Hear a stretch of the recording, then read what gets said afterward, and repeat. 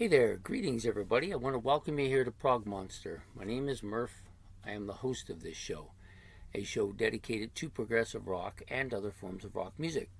So we're here with our Wednesday night favorites. This is probably the most popular show on here. Well, at least it gets the most views regular. I don't know if it's the most popular, but generally speaking, most people enjoy lists. I completely understand this because I like lists myself.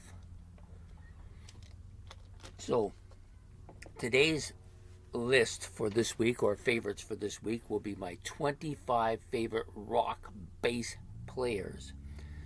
I decided to give this one a go. I actually think I did do this in the first year, but this will be the updated version if I did. Not 100% sure. I'll look when I upload it. But pretty good list, I think, for me, considering that probably when I started this channel, maybe almost 3 years ago, 2.5 years now, I didn't have some of these people I didn't even know, so it's come a long ways. But most of them I've been listening to for a fairly lengthy time, and I'm going to give you this the way that I always do this, which is from worst to first, or least to best, or in this case 25th to first, and ranking according to how I like them. This doesn't, of course, mean that this is not the definitive bass players, because there are some people who are great bass players who are not on this list for reasons that, for a couple reasons. One, I never listened to them, or two, I don't really like the personality, or something about them took them off the list. But I put the ones that I like the best. It's not in the order of greatness to least greatness. This is just the way I like them. So the first one out of the chute. So we're going to start with the number 25. Number 25 comes from this band, Ian Hill. Yeah, I just put him on just before I started the video. I had somebody else in there, and I decided, you know what? I think this guy should be on the list. So who am I going to take off? Well, it's obvious. I take the bottom guy off. So he's going to be on this Made in Japan, or yeah, there it is. So this is a live from Japan album, Unleashed in the East. He's a strong bass player, not an outstanding guy. He doesn't do a ton of solos. He does do a little bit of that, but pretty much he just gives the band a really strong, deep kind of background, and makes everything heavier and sound better. I like Ian Hill, and he's, I think, the only member who's been on every album too, if I'm correct. The next guy up, same kind of thing. He's not super strong bass player. He's a good bass player, but he's overshadowed again by stronger members of the band, and we're talking about Roger Glover here. I think his ability is more in the songwriting area, not writing, but making the music. He's a solid bass player, though. Definitely a guy I like. I like him here. I liked him with some of the White. I think he did. He did Whitesnake stuff? I think he did, or he might have done some. No, I don't think he would have done Rainbow stuff, because I don't think him and Richie got along very well. But at any rate, I do like him. He comes in at number 24. Number 23 is from Styx, Chuck Panozzo. Never a guy who I really found flashy. I think their current bass player is a little more flashy than him, but I do like a lot of those more iconic kind of bass parts that are thrown in throughout most of the Styx discography, in this album particularly. So number 23. Number 22 comes from not even really a bass player. He started out as a guitar player, but for this band they needed a bass player because he wasn't going to take the guitar job. And we're talking about the Jimi Hendrix Experience. We're talking about Noel Redding. Very good bass player, strong rhythm section with the Jimi Hendrix Experience. They needed it to kind of solidify that sound that Hendrix has. Okay, number 21. Some people would be surprised that this guy's lower on the list. I just think, I thought about why is he lower on this list. I think he's just overshadowed by too many other people in the band, and he comes up a little shorter than them. Not by much. He's a good bass player, solid bass player, but I think the drummer, the keyboardist, and the guitarist are all better than him in their perspective views. Sorry, I think I cut myself the other day. And yeah, so excellent, excellent bass player, but just not one of my favorite. He just doesn't stand out enough. And there's other things that I listen to on this album more than his bass playing. Okay, so next up is from a kind of, to me, these are a hard rock band, but a lot of people think of them as a pop band because their hits are all pop. But basically, the best stuff by these guys is the harder stuff. We're talking about The Sweet and Stephen Priest, of course, because he's so good, man. As a vocalist, he's better than he is a bass player, but I still like his bass parts quite a bit as well. Next up, it's number 19 from Van Halen. Again, a guy that's kind of overshadowed by the other two musicians and vocalists in the band. So he doesn't get as much notoriety. But it's Michael Anthony. Is a good bass player, solid bass player. I always enjoyed his backup and his rhythm parts to Van Halen as well, and the other stuff that he's done as well. Next up, now we get to a guy who's really good. I think he's one of the best bass players out there. I actually never really liked him at first because he kind of pushed Steve Howe out of Asia, which, now in retrospect, I'm actually like him for doing that. But we're talking about John Wetton, excellently talented, gifted vocalist, good musician, excellent on this album and the UK stuff, even a little bit on the Asia stuff as well, but a really strong bass player. So that's number 18. Number 17, I don't have an album for him because I detest the drummer a little bit too much, I think, but I got to get past that, is Jack Bruce. I do like him quite a bit. I think he's another one of those guys who's really good, and if we're just going on talent, he's going to be near the top of this list, but as a personal favorite, he's coming here at number 17. Number 16 is from a band that I probably did a little bit of a negative thing on the other day, a couple weeks ago, so I wanted to give some love back to them. So I'm picking John Deacon here from Queen. Excellent bass player, overshadowed a little bit by the guitar player, well, quite a bit by the guitar player, but still really good, and he can sing too. He's good. So, and I chose this album because it's a little bit heavier. So Queen's John Deacon. Next up, this is a bass player that, well, not really overly gifted as a bass player because he started out as a guitar player, but really dominating in his sound. His vocals also match his bass quite a bit, and I've always enjoyed everything he's done. We're talking about C.F. Turner from Bachman Turner Overdrive. Next up, number 14. This is a guy that maybe people don't really think about as much about his bass abilities as they do about his vocals and his stage presence and his frontman presence. We're talking about Sting, but he's a good bass player. I don't think he cracks the top 10 best bass players of all time, but he definitely is a strong bass player and deserves some notoriety here. And I like him, so it goes in number 14. Now that's the first stack. Now the second stack we're on to. So number 13, I chose this album because I think he's pretty good on this album. His bass playing. I'm sorry, you might not be able to see it. I'll try to get up close. But this is the Beatles' White Album, obviously. Well, we'll do it this way. How's that? The Beatles' White Album. Well, maybe we should get it right side up. Excellent album. There's a nice picture of them on the back. I think Paul McCartney is one of the better bass players out there, I think, for rock or pop sound. I don't think he's a standout of his own on bass, but he's a good bass player. Should get a lot more credit than he's getting, and I do like him, and I like the stuff that he does with Wings quite a bit, and the things that he did on the Rolling Stones' most recent album, The Happy Diamonds. Thought he was brilliant on that as well. So Paul McCartney. Next up, this is an album I've used quite a few times because it's so good. This bass player is strong. He's distinctive. His vocals are more dominating than his bass playing. but definitely a good, solid bass player.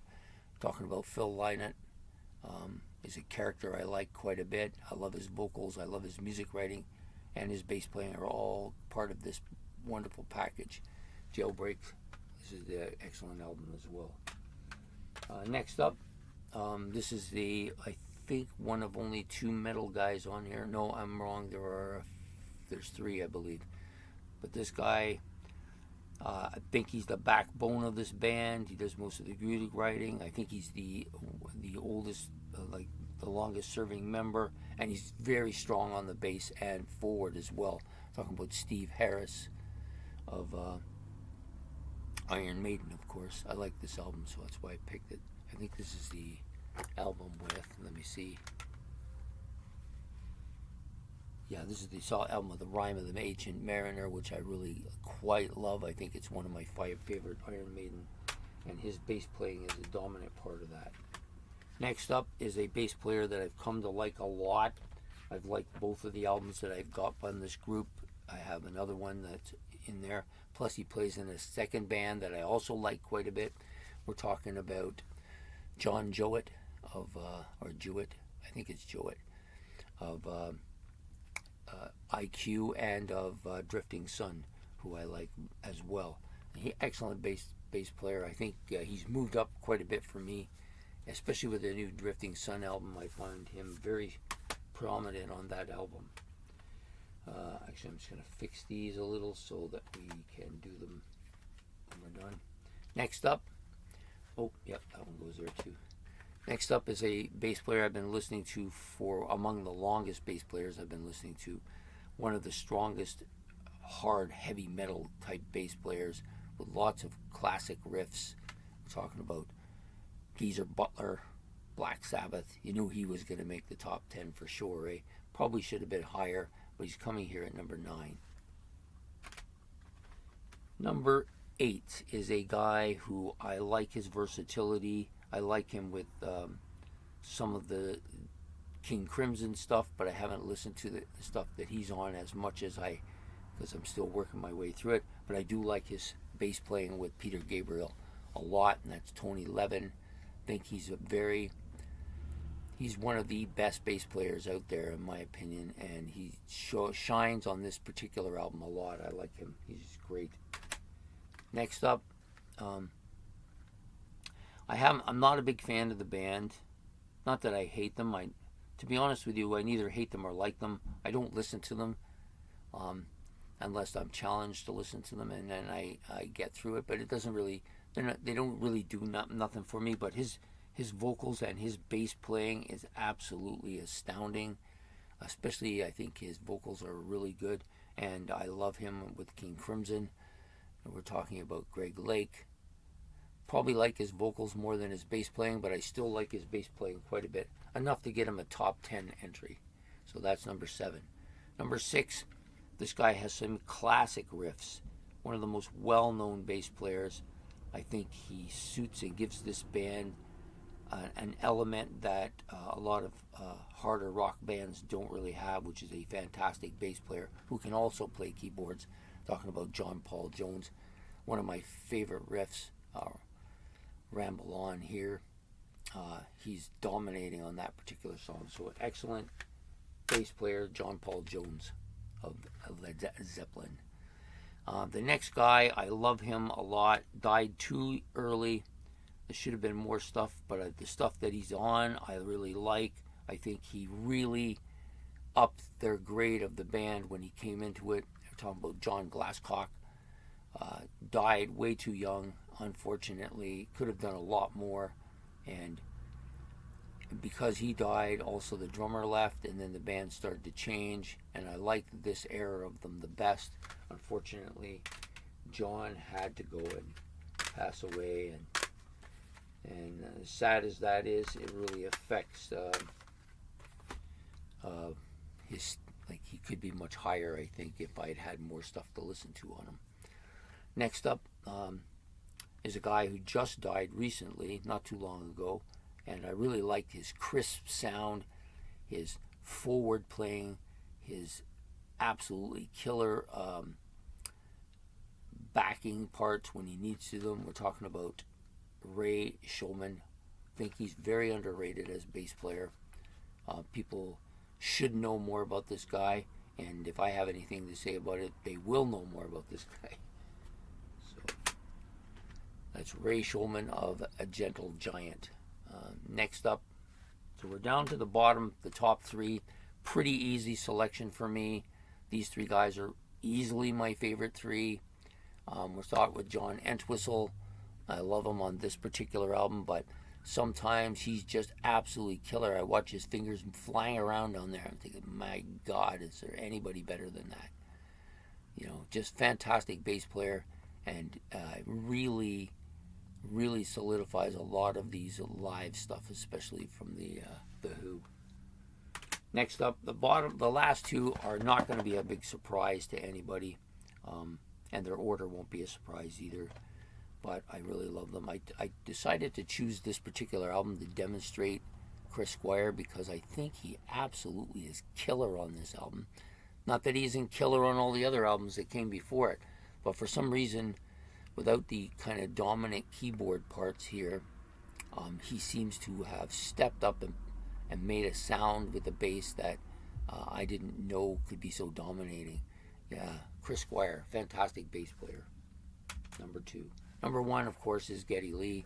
I chose By-Tor and the Snow Dog because of the battle between By-Tor and the Snow Dog.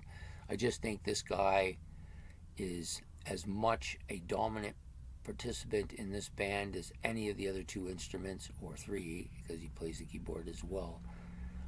Very forward, very gifted, fast hands, lots of really catchy riffs. Absolutely love Geddy Lee. I think he's been my favorite bass player since as long as I remember. I actually don't think I actually had a list of favorite bass players till I started it because of him. So to me, he's the quintessential bass player. I mean, there's people out there that say there's others that are better. That's fine. I'm sure Geddy doesn't care, and neither do I. I just love his stuff. I think it's killer. It adds an element to Rush that is not found anywhere else, I think. And so he's number one today. So I'm just going to reiterate them quickly, and then I'll give you a few honorable mentions as well. So we've got Geddy Lee from Rush, Chris Squire, primarily from Yes. I think that can't think if he was with anybody else. I don't think he was.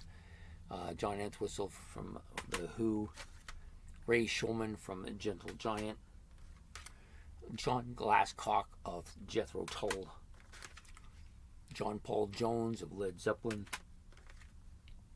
Greg Lake, Emerson, Lake and Palmer, King Crimson, Tony Levin, a multitude of people, including Peter Gabriel and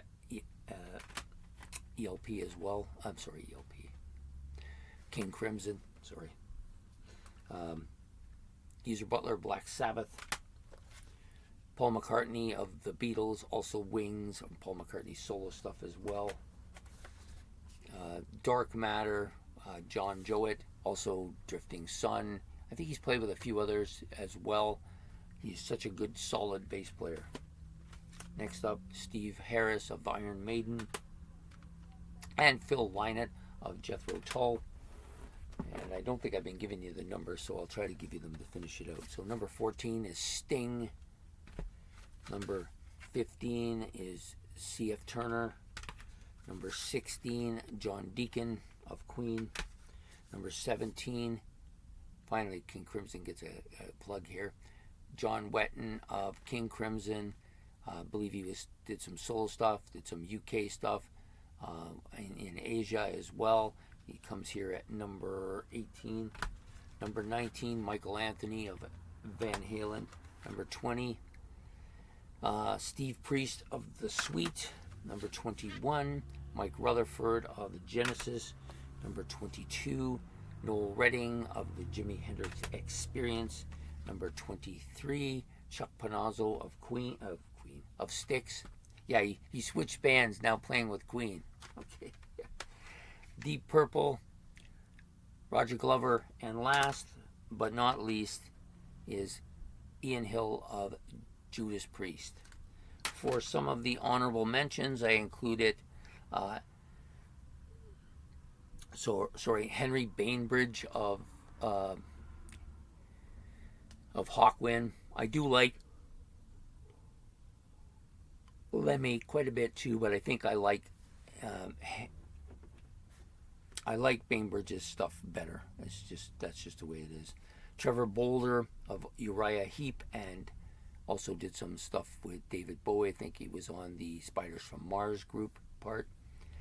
You've got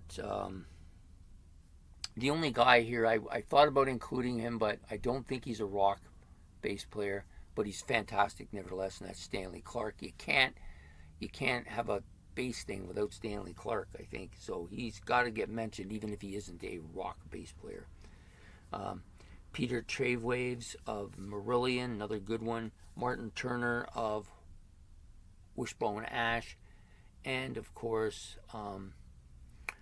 Benjamin Orr. Not a great, maybe not the greatest of bass players, but certainly had the entire image going of the Cars as well. So, and I'm sure there's quite a few others I could have added, but those are the ones I added to the list of honorable mentions. If you want to add people to the list that you think should be on a top 25 bass player list, go right ahead. Put those in the comments. You can give me your top 25. That'd be fine. I'm sure that, I used to think I got it all covered, and then somebody would come out and make a list of 25 that I had none of them on. So it's all wonderful stuff, and you learn. There might be one or two in there that may turn me on to another band. That's always a good thing. So I hope you've enjoyed this episode. If you have, hit the like and subscribe, and don't forget your comments, and we will see you next Wednesday when we will do another favorites. I'm thinking of another 5 this time, so hopefully we'll see you then. Take care and goodbye.